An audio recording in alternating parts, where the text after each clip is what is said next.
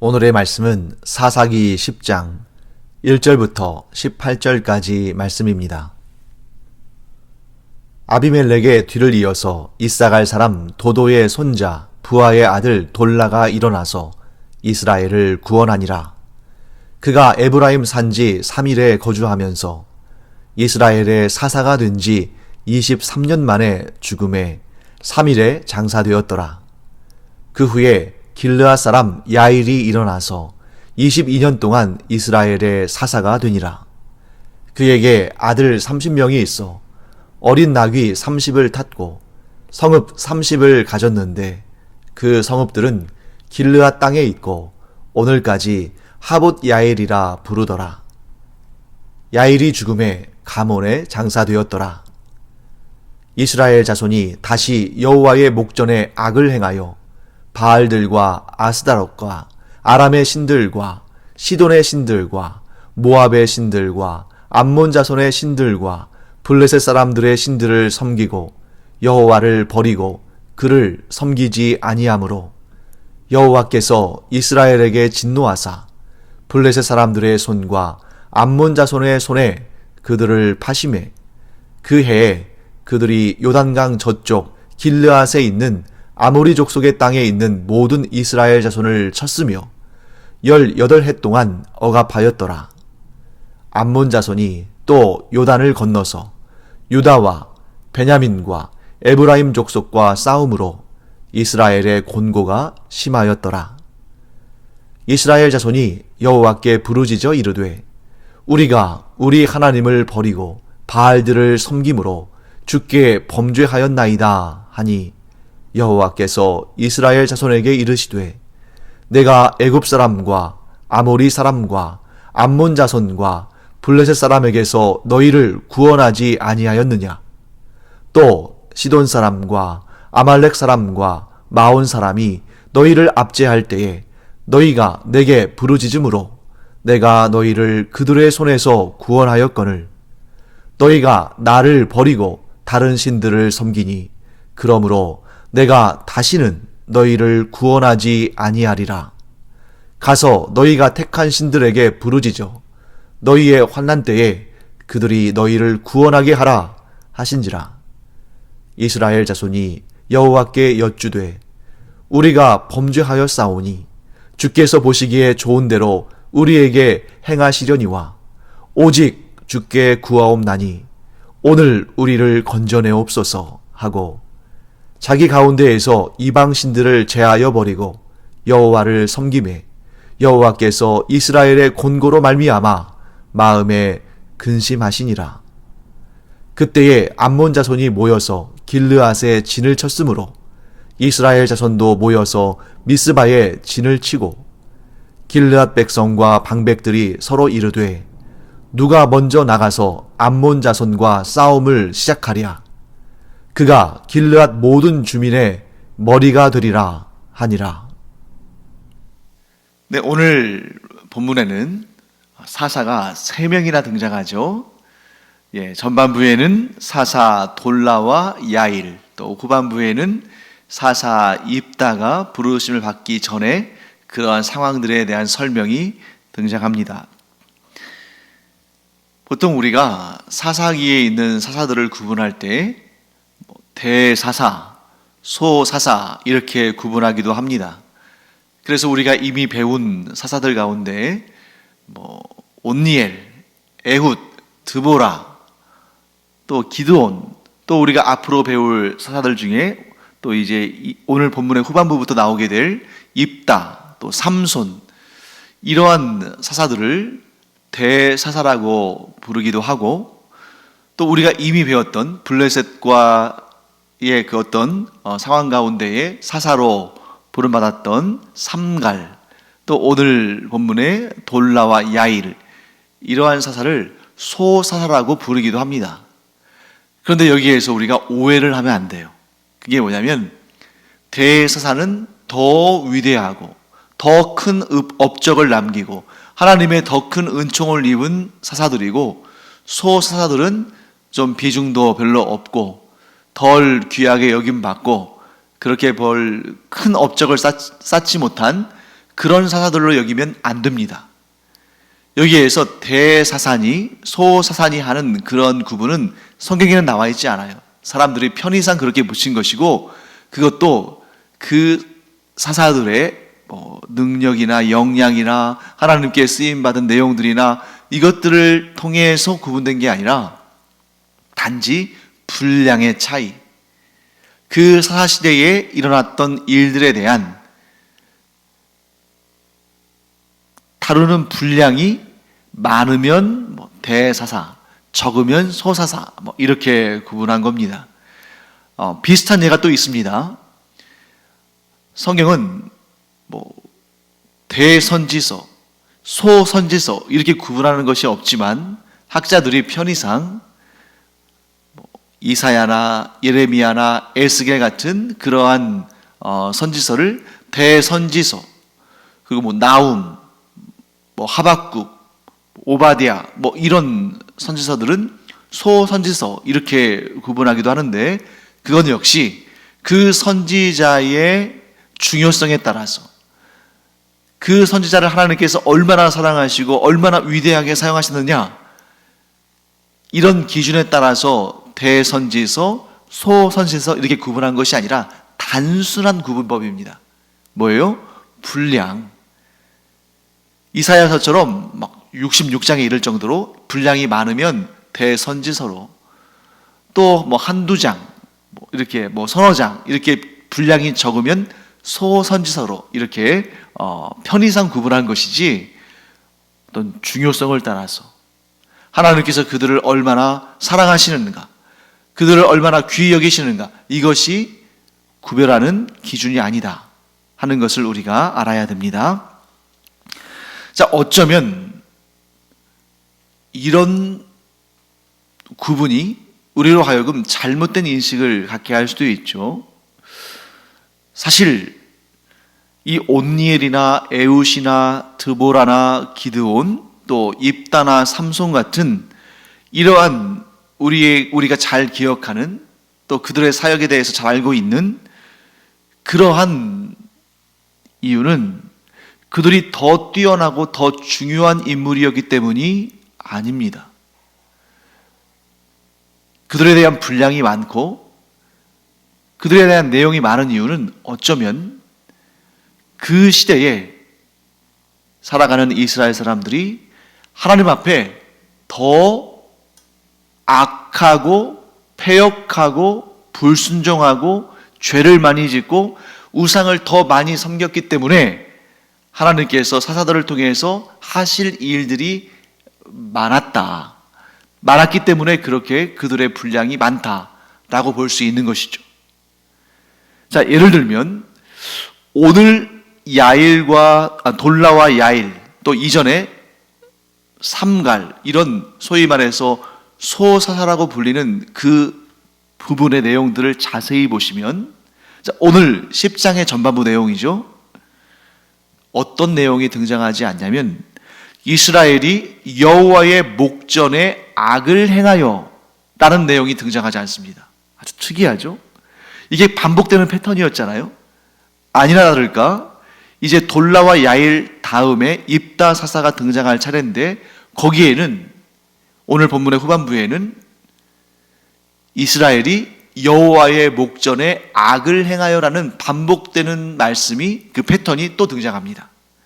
자, 그러니까 우리가 뭘 할 수 있냐면 소위 말해서 소사사라고 구분되고, 그래서 우리가 별로 주목하지 않고 그 사역에 대해서 별로 높은 평가를 하지 않는 그런 사사들의 시대가 오히려 여호와 하나님 앞에서 이스라엘이 덜 패역한, 우상을 덜 섬긴, 혹은 삼갈이나 돌라나 야엘이나 이런 사사가 하나님의 메시지를 전할 때 그들이 보다 더 즉각적으로 반응하고 더 신속히 회개하고 더 속히 하나님의 말씀에 순종한 그런 시대였지 않았을까 하는 그런 추론을 제가 해봅니다. 이것은 누가 그렇게 알려줘서가 아니라 제가 성경을 읽을 때 그런 생각이 들어요. 그렇기 때문에 성경에 분량이 많다고 해서 무조건 좋은 것이 아니고, 특히 사사기의 경우는 더 그렇죠. 자, 뒤로 갈수록 좀 이야기의 분량들이 많아지는 경향이 있습니다. 그러니까 입다에서 나중에 삼손에 가게 되면 분량이 더 많아지죠. 하지만 여러분들이 한번 자세히 살펴보십시오. 앞쪽에 상대적으로 분량이 적었던 사사들에 비해서 뒤쪽에 상대적으로 분량이 많은 사사들, 기드온부터 시작해서 입다와 그리고 삼손에 이르르면 우리가 사사들이기 때문에, 성경의 중요한 인물들이기 때문에, 하나님께서 들어 사용하신 성경의 인물들이기 때문에 그들에 대해서 좀 나쁜 평가, 좀 그들에 대한 박한 평가를 내리기를 우리가 주저해서 그렇지, 그들에게 문제들이 있다는 것을 우리가 보게 됩니다. 간단하게 미리 말씀드린다면, 기드온 같은 경우에는 어떻습니까? 사람들에게 전리품으로 얻은 그 금붙이를 모아다가 그것으로 금 에봇을 만들어서 자기가 사는 오브라에 그것을 두고 그 주변 사람들이 그것을 가증하게 우상처럼 섬김으로 그것이 올무가 되는 그런 안타까운 일을 경험하지 않았습니까? 입다도 마찬가지죠. 자기가 암몬과의 싸움에서 승리하고 돌아오면 누구든지 자기 집 대문을 열고 가장 먼저 자신을 맞이하는 자를 하나님께 번제로 드리겠습니다. 이런 식으로 필요 없는, 오히려 더 문제가 발생되는 그러한 이야기를 또 서원하면서 얘기하고, 삼손은 말할 필요도 없죠. 성경에 등장하는 모든 인물 가운데 힘은 가장 센 인물이었겠습니다만, 여러 차례에 걸쳐서 아니 어떻게 하나님의 사사가 저런 생각과 저런 말과 저런 행동을 할 수 있지?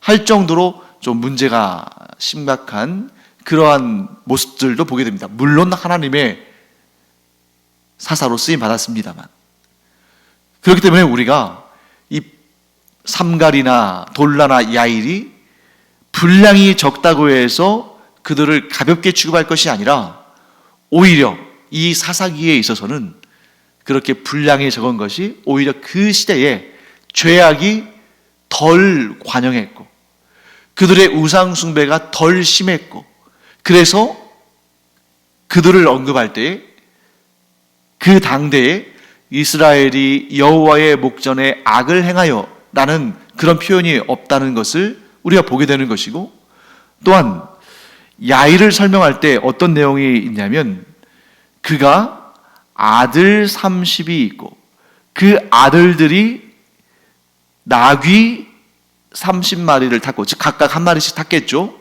그리고 성읍 30을 가졌다. 이런 언급을 우리가 본단 말이죠.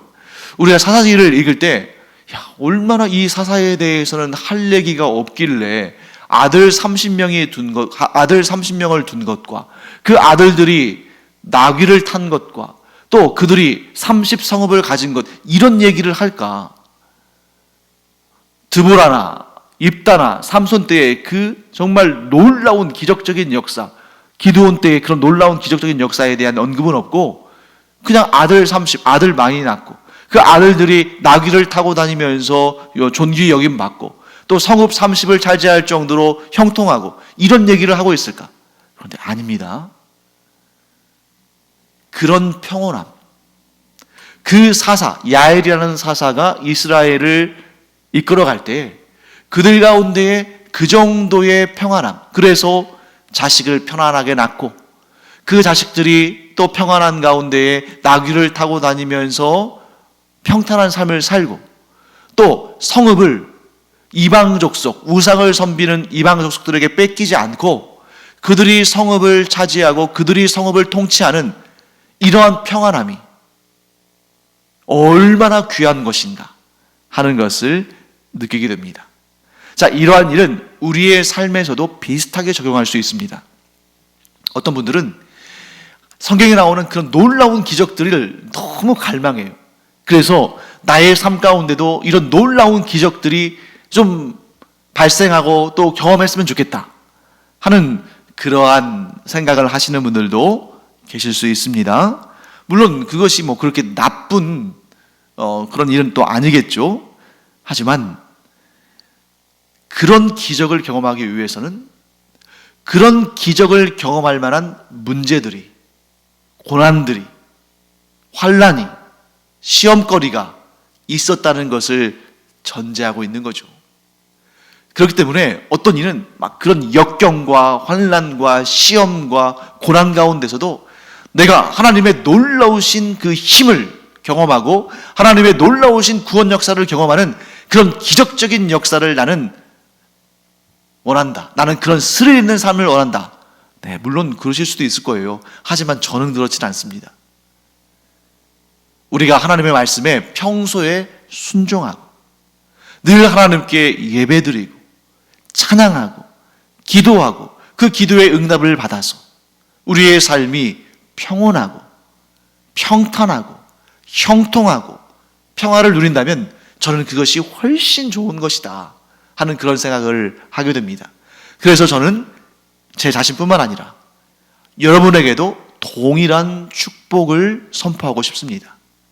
우리가 하나님을 떠나지 않고 우리의 삶 가운데에서 잔잔히 흐르는 시냇물처럼 우리에게 은혜와 복을 주시는 그 하나님을 우리가 배반하지 않고 우리가 늘 하나님을 섬기고 늘 하나님을 의지하고 모든 일에 있어서 하나님께 기도하고 구하고 하나님의 응답을 얻음으로 말미암아 우리의 삶에서 아주 기적적인 역사가 일어나야만 구원의 역사를 경험하는 그러한 삶이라기보다는 늘 한결같은 하나님을 우리가 한결같이 섬기고 그 하나님께서 주시는 일상의 평온함과 평탄함과 형통함의 복을 누림으로 말미암아 우리의 삶에서 늘 큰 진동 없는 그런 평안함이 있기를 간절히 축원합니다.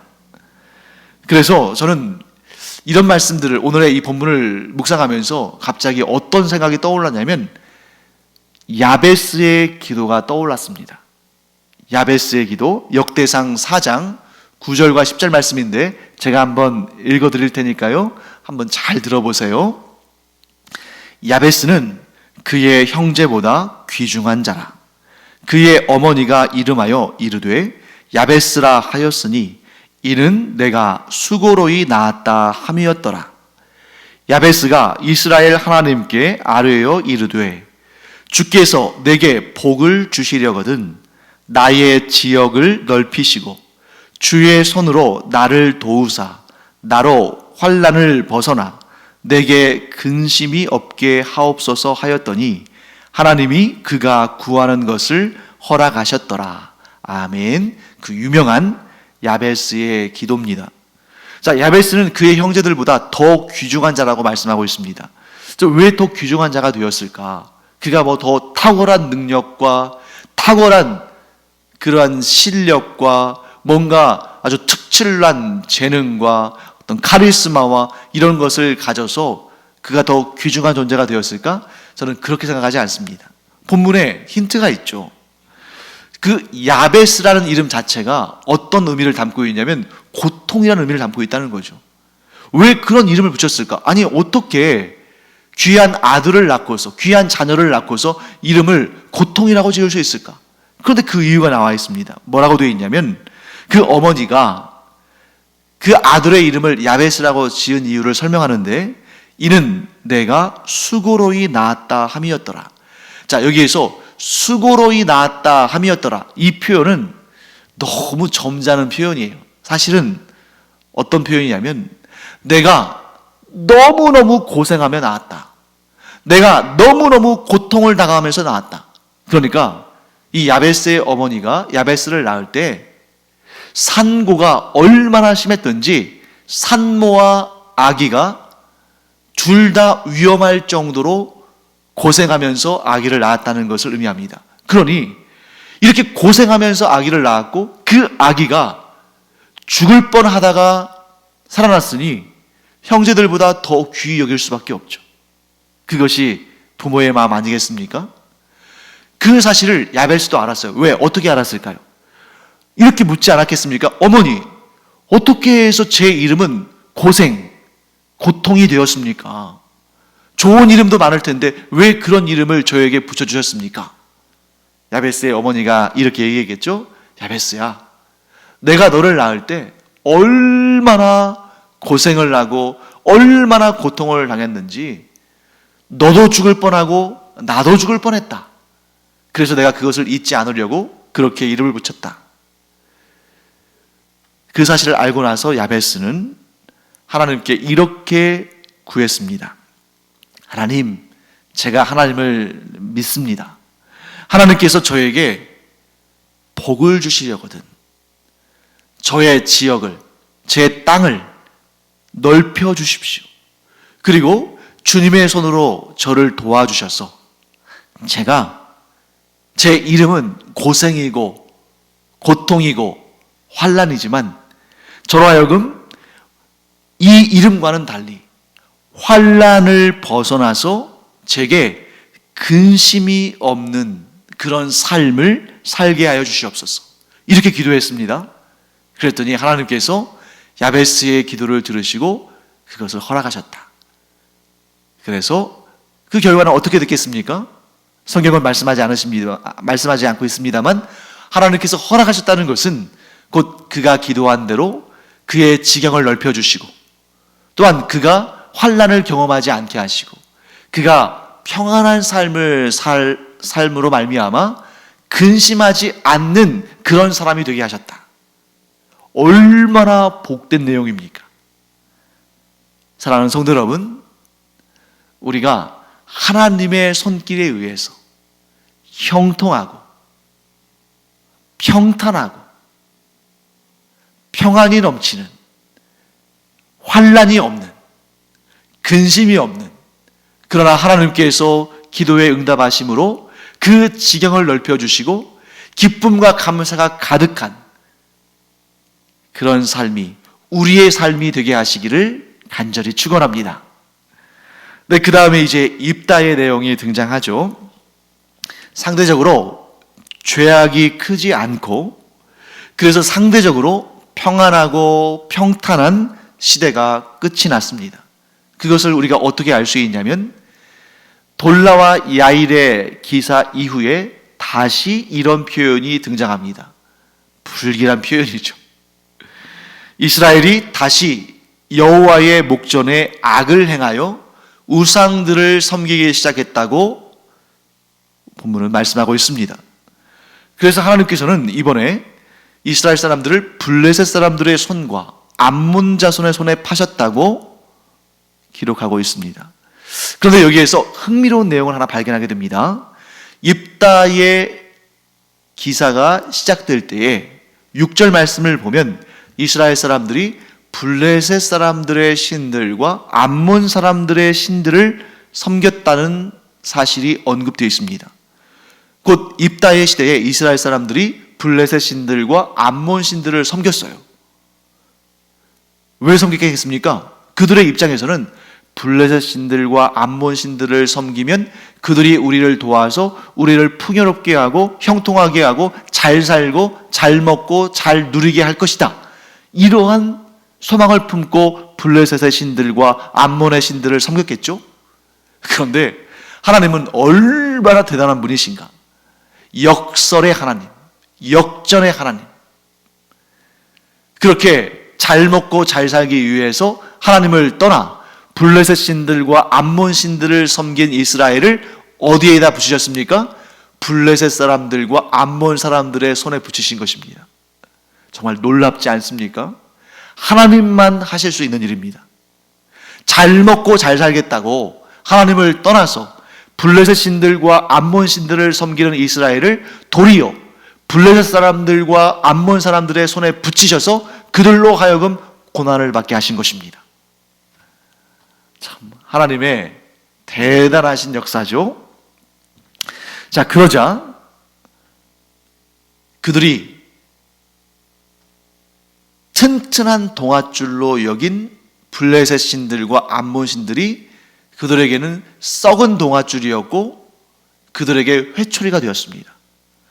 그래서 이스라엘 자손들이 너무너무 고생을 하니까 여호와 하나님께 부르짖었습니다. 자신들이 우상을 섬긴 일이 하나님 앞에 죄를 지은 일입니다 하고 고백하고 회개하는 모습을 보였습니다. 그런데 이번에는 하나님께서 아주 단단히 화가 나셨습니다. 왜 하나님께서 이렇게 화가 나셨을까요? 이스라엘 백성들이 해도 너무하니까 그렇게 많은 기회를 주시고 그렇게 많이 하나님께서 그들을 용서하시고 그들을 그렇게 구원하셨음에도 불구하고 또 여호와의 목전에서 악을 행하여 우상을 섬기는 그런 짓을 했으니 하나님께서도 야, 너희가 해도 너무한다 이렇게 생각하신 것이죠. 그래서 하나님께서 이렇게 말씀하십니다. 13절과 14절 말씀입니다. 너희가 나를 버리고 다른 신들을 섬기니 그러므로 내가 다시는 너희를 구원하지 아니하리라. 가서 너희가 택한 신들에게 부르짖어 너희의 환난 때에 그들이 너희를 구원하게 하라 하신지라. 자, 어떤 분들은 이 말씀을 듣고 이 말씀을 읽고 이상하게 생각할 수도 있습니다. 하나님은 거짓말하지 않으시는 분이시다. 하나님은 헛된 말을 하지 않으시는 분이시다. 하나님은 허를 하지 않으시고 반드시 말씀하신 것을 이루시는 분이시다. 하나님은 반드시 말씀하신 것을 이루시는 분이기 때문에 하나님께서 이스라엘을 다시는 구원하지 않으시겠다라고 말씀하셨다면 하나님은 그 말씀을 지키셔야 된다. 그런데 왜, 우리 이제 뒷부분을 보면 알 수 있잖아요. 왜 또 구원자를 보내시고 왜 또 이스라엘을 구원하시고 회복시키시는가? 하나님께서 하나님이 하신 말씀을 지키지 않으시는 것은 그것은 의로운 일이 아니지 않는가? 하나님의 신실함이 어디에 있는가? 이렇게 따지고 들 수도 있겠죠. 그런데 자식을 키워보신 분들이라면 이렇게 말씀하시는 하나님의 마음을 누구보다 잘 이해할 수 있을 것입니다. 분명히 자녀가 반복적으로 죄를 짓고 부모의 말에 불순종할 때 그 부모가 뭐 한두 번 그렇게 하겠어요? 여러 번 훈계하고 여러 번 또 혼내기도 하고 여러 번 교훈하면서 계속 용서하고 계속 기회를 주고 계속 그를 버리지 않고 훈육하는데, 그런데 이제 좀 알아들을 만한데 분명히 다시는 안 그러겠다고 했는데 또 그런 일을 행할 때에 부모의 마음은 얼마나 고통스러운가, 얼마나 속이 타는가, 얼마나 속상한가. 자녀를 키워보신 분들이라면 누구나 알 수 있는 일 아닙니까? 그래서 부모가 그 번번이 또 잘못하고 또 뉘우치고 또 잘못하는 그런 자녀를 보면서 이제 이렇게 얘기하죠. 너 또 그러면 내가 다시는 봐주지 않는다. 너 마음대로 한번 해봐. 한번 제대로 혼날 수 있어. 그러나 그렇게 말하면서도 그 부모는 자녀를 향한 긍휼과 사랑을 거두지는 않습니다. 자녀가 다음에 똑같은 일을, 똑같은 문제를, 똑같은 불순종을 할지언정 당장 부모 앞에서 빌면서 잘못했다고 하고 회개하고 뉘우치고 돌이키는 모습을 보여주면 그 모습을 보고 마음이 흔들리지 않는 부모는 없는 것이죠. 무엇 때문입니까? 사랑 때문인 것입니다. 이것이 바로 부모의 마음이다. 그래서 오늘 우리 본문에서는 하나님의 아버지의 마음, 하나님의 부모의 마음, 하나님의 그 사랑의 마음을 우리가 발견하게 되는 것입니다.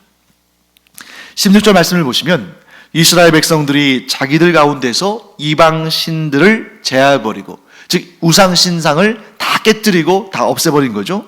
이방 신들을 제하여버리고 여호와를 섬김에 여호와께서 이스라엘이 당하는 곤고로 인하여 마음에 근심하셨다.